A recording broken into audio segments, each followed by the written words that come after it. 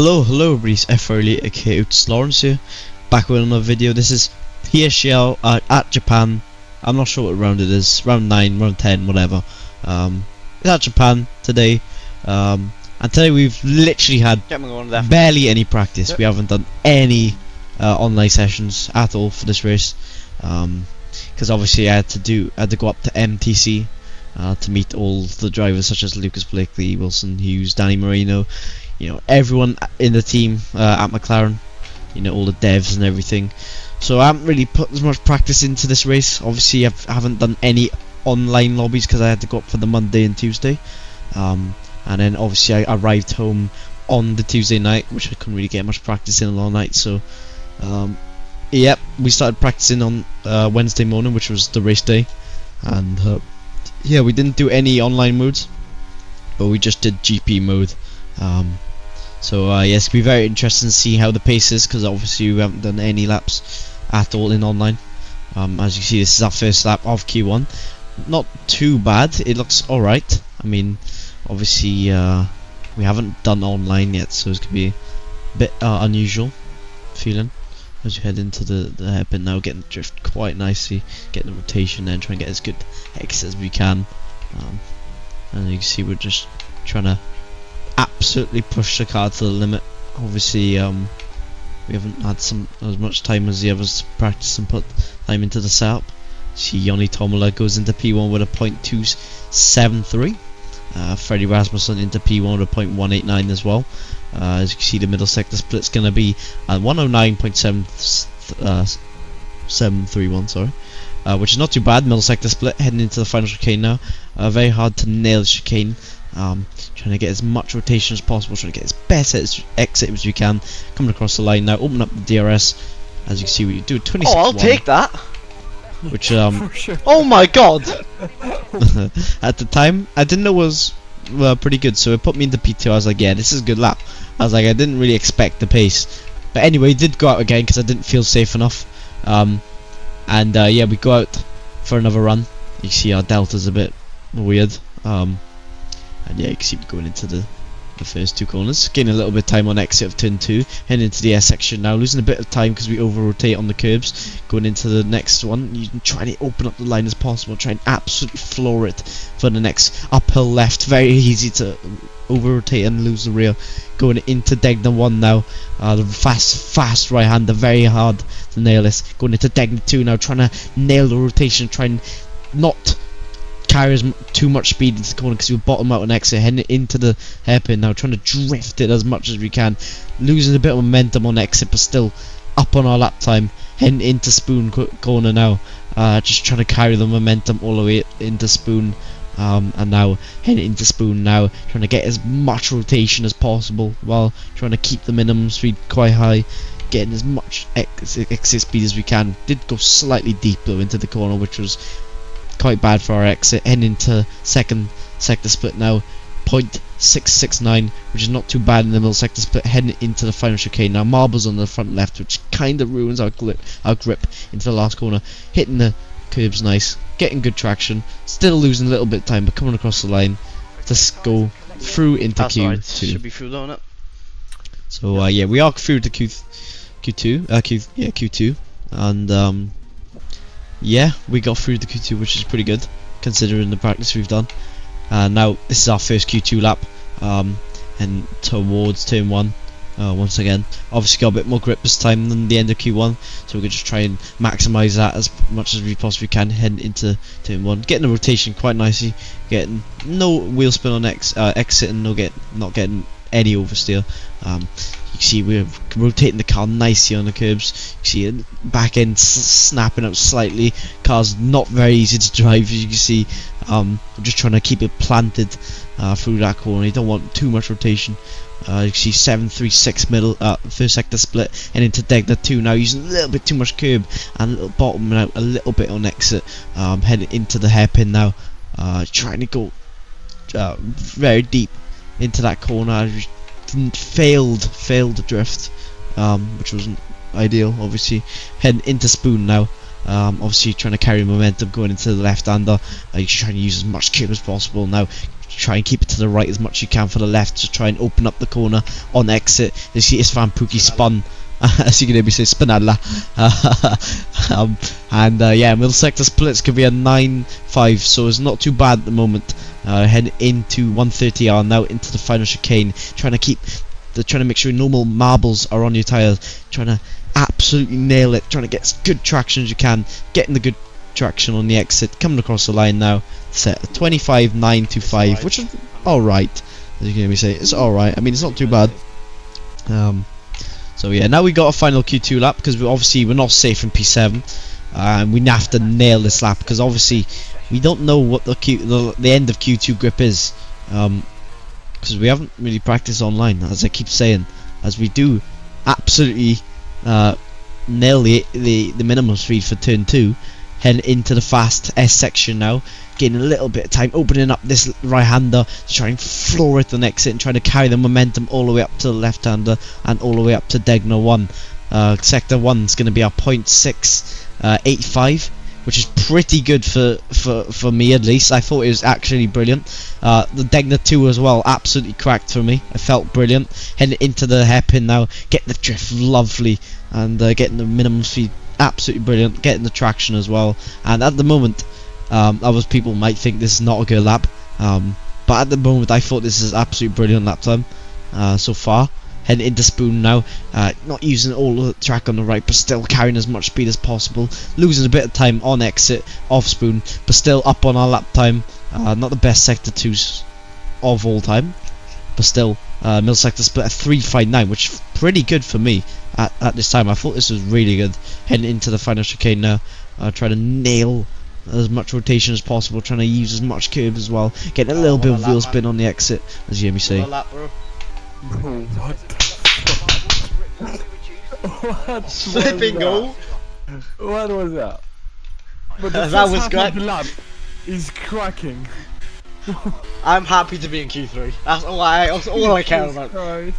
That is disgusting for me. That is disgusting. Oh my god. That first is What an disgusting for Q3. Wait, that's As you can hear me say, I was really happy at the time, and it still got beat. So I was yeah, I was pretty happy I got that lap. That felt nailed to me. Yeah,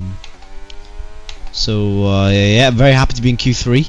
Obviously, considering we haven't done any online, I'll take that. But this is our first lap of Q3. You have a U set run, so this is U set. So don't expect much from it.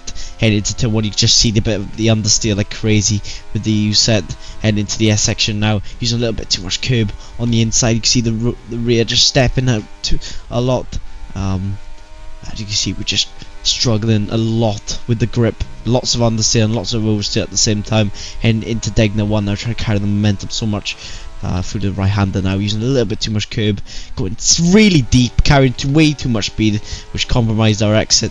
Heading into the hairpin now, trying to drift into the corner. We do get the drift alright, I mean not too bad, but we still get a load of wheel spin on exit, which wasn't exactly ideal.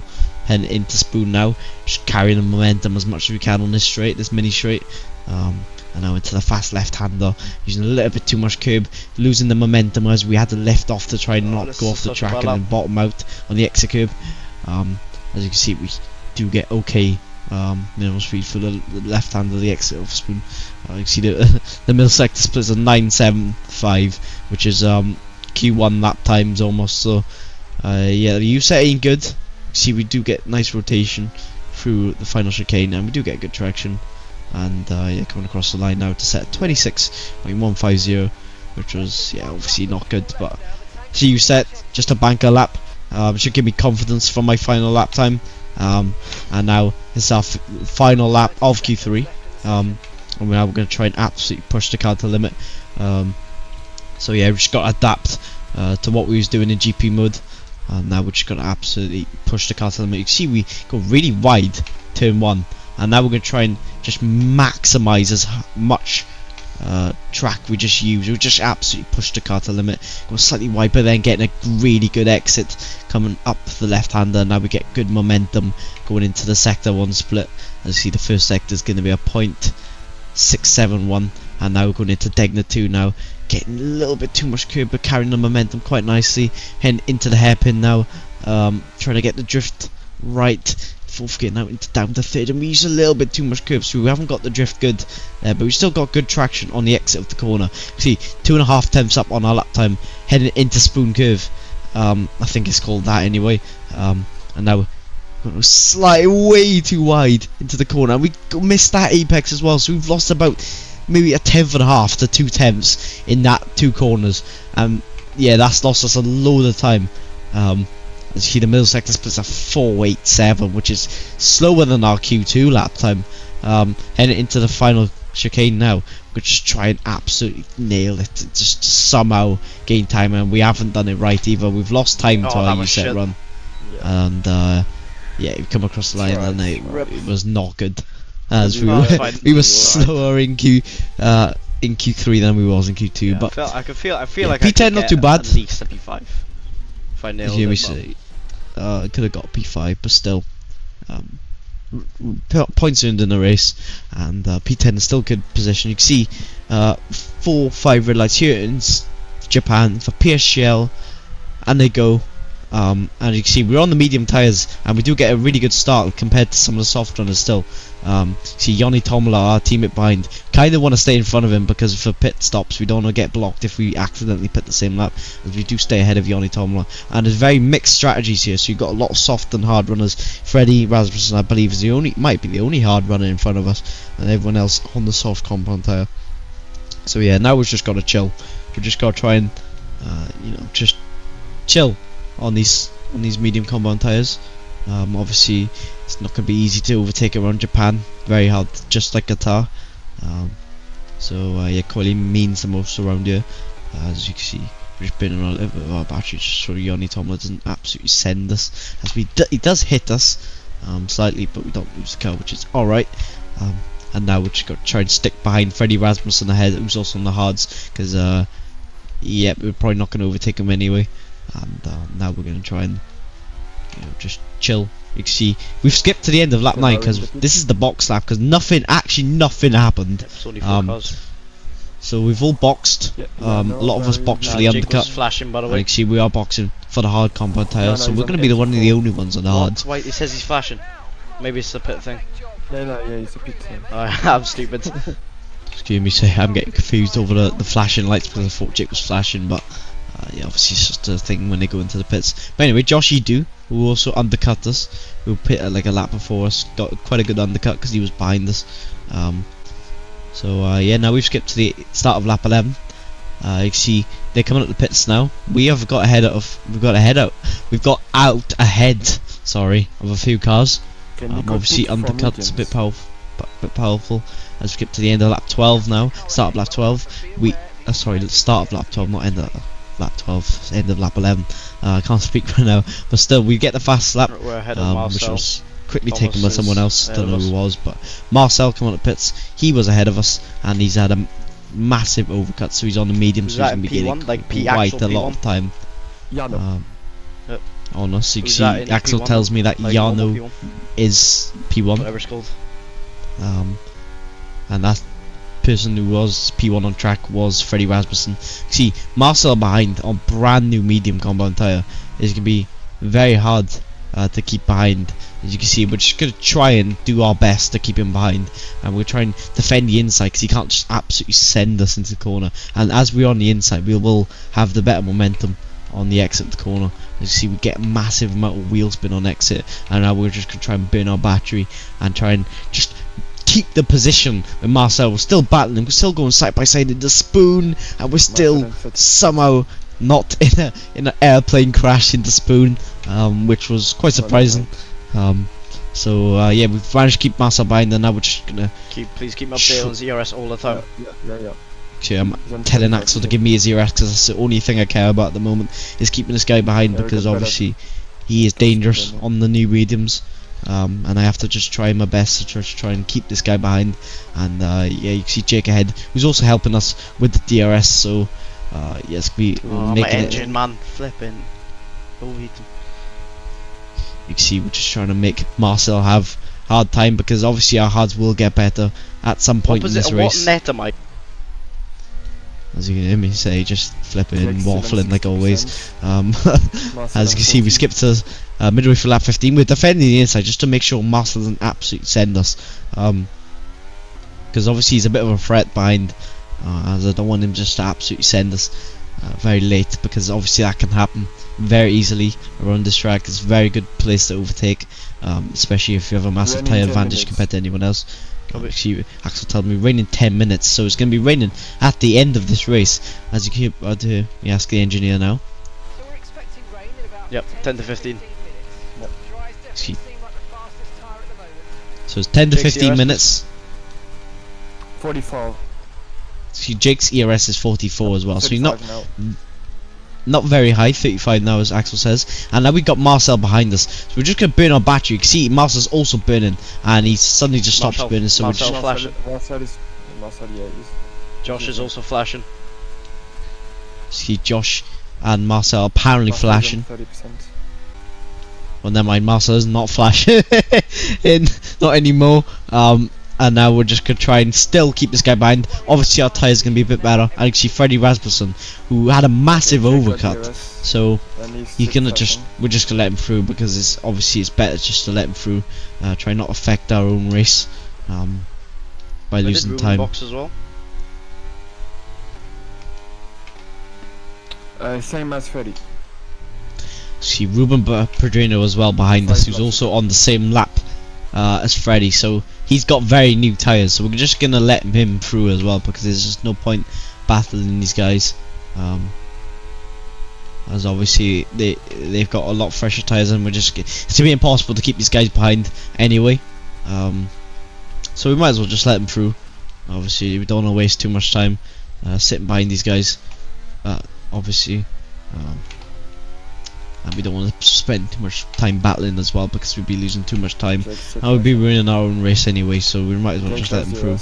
And now we are P10 so far, still getting 1 point here, and yeah, the race not going too well, but we're just going to try and maximise the result as much as we can. As you see, Danny Berezny also on very new tyres, and we should have defended into this corner. You see, absolutely sends us and kind of pushes us. Come on. And yeah, kind of pushes out the way, but still not too bad of a move. I should have probably defended if I wanted to keep him behind, but yeah, in a way he had fresher tyres, so I might as well just let him through anyway. But then I heard he had very low ERS, so yeah, we can see we're going to burn our battery now. Marcel's burning a little bit his battery, and you can see Danny start burning a little bit, and you can see about to see now 4 laps to go. Danny's flashing actually. So Danny is now under 10%, because you can tell by the harvesting flashing light on the back of his car. So yeah, we now have a chance to try and get past Danny, because obviously we have a massive ERS advantage compared to Danny Berezny ahead of us. So obviously he's going to be burning a bit of his battery a little bit, just try and get past Josh Edu ahead.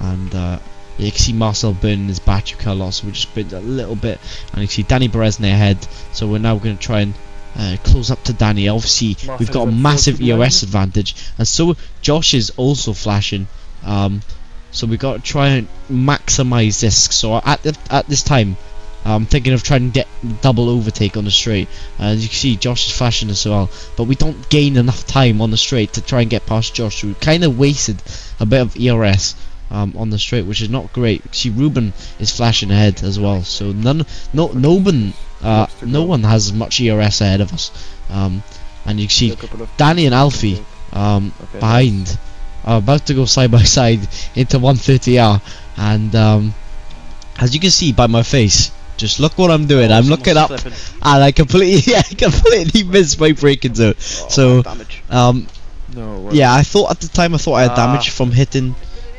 Josh, which was a stupid mistake. Sometimes I consider removing my rear view mirror, because things like that can happen very easily. And yeah, at the time I thought I had damage, but then I realised I didn't. You see Fabrizio trying to go down the inside of me as well, so I might as well just let these guys through. Completely ruined my chances. Yeah, we've completely ruined our chances, as you can hear me say, just by being distracted by the rear view mirror. Obviously a bit stupid from me, And actually before as well, Tom Alley got completely blown up then at the S section. So yeah, not great. But now we're just gonna try and just hope for the best. So just try and have a battle with Luke Smith ahead. Obviously, we're not gonna get any points here now, unless there's penalties after the race. But I can show you there's no penalties. That will get me any higher. So now it's just gonna be the battle between me and Luke Smith. So you see, I have no ERS left, but I've got the tyre advantage compared to Luke Smith. So I've just got to try and gain as much as we can in the final sector, because the only place it's going to be overtaken is the hairpin or 130R and the chicane. So yeah, we're just trying our best to maximise the result, as I said. Obviously we haven't done that due to the mistake we did. Excuse me. And yeah, now we're just going to try and close up to Luke Smith ahead, who's also flashing. You can see he's struggling a lot on those tyres, breaking a little bit deep into that corner. So now we're just going to try and make a move into this hairpin. We're not going to send it because we don't really want to send it. And now we're just going to try and be patient and wait for the 130R area, that straight. And you see it's raining, which is not going to affect anything anyway because everyone's on the last lap on dries. And yeah, now we're just going to try and close up as much as we can to Luke Smith, trying to get as good exit as we can now, burn all our battery on the exit. See, we have a bit faster straight line speed than Luke Smith, so we're going to try and get past him. We're not going to get past him for 130R, but you see he's defending, so we're going to try and get a switchback at 130R. And we've had a good switchback heading into the final chicane now. We're going to try and go round the outside of Luke Smith, getting the move done and get a really good overtake. And we need to spin on the exit, and we do get a really good overtake coming across the line, finish in P12. That's fine. Yeah, considering the practice we did wasn't too bad. Honestly, the pace was there. Yeah, And well, yeah, anyway, hope you yeah, enjoyed that I'll video, take guys. it anyway, it's not too bad, considering Don't forget to like and subscribe. And yep, I hope everyone has a good rest of the day, Yeah. or good day. And yeah, I'll see you guys later. Bye. So